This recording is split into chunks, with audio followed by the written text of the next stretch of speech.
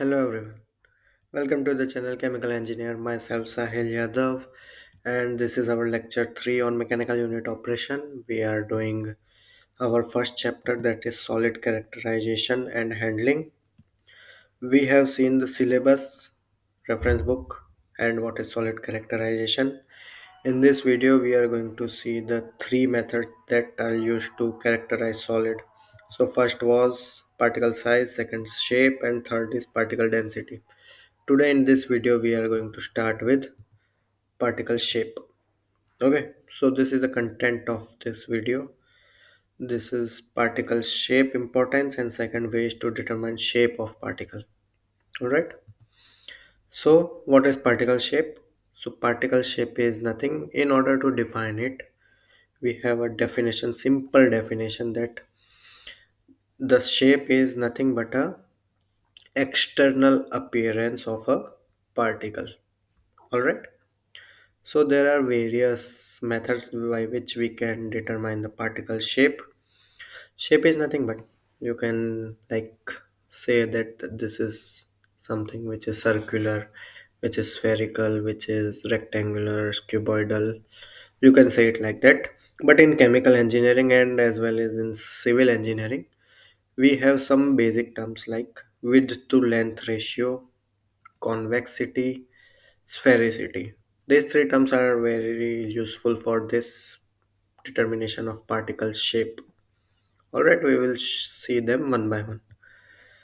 So this is the importance of particle shape. So why particle shape is important? If someone asks you, you have to answer the following. That particle shape affects the flow properties. Like if it is a powdered flow, then spherical particle will be easily able to flow from that. If it is a liquid flow, so increase in aspect ratio increases viscosity.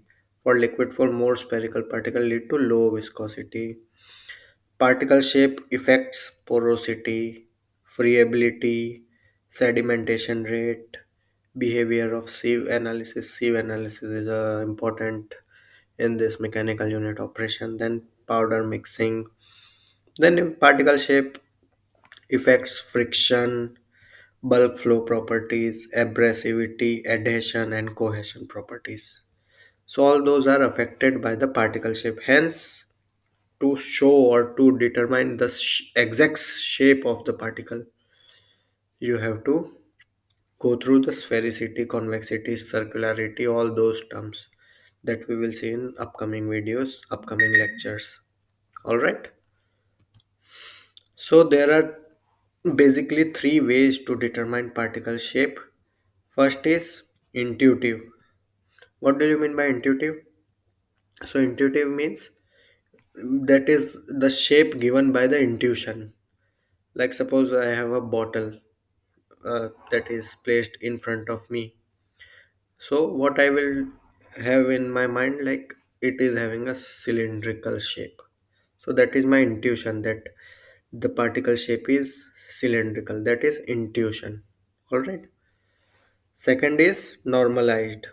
So normalized means the shape which is being taken by comparing one form of particle to other. Like suppose we are given a stone which is irregular stone. Like suppose it is like this stone, the stone is like this.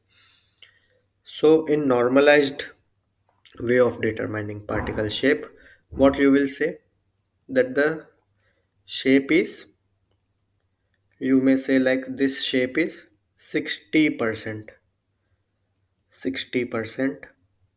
circular. So the way by which you can say that this particle is a circular, how much percent? 60%. So that is the way called as normalized way of determining particle shape. And third is the sensitive way. So sensitive way means by equations which gives the exact shape of particle. So in upcoming lectures we will see about ferrite diameter, Martin diameter, sphericity, convexity, circularity, elongation, then shape factor. All those things we will see from next lecture. So be connected. See you soon.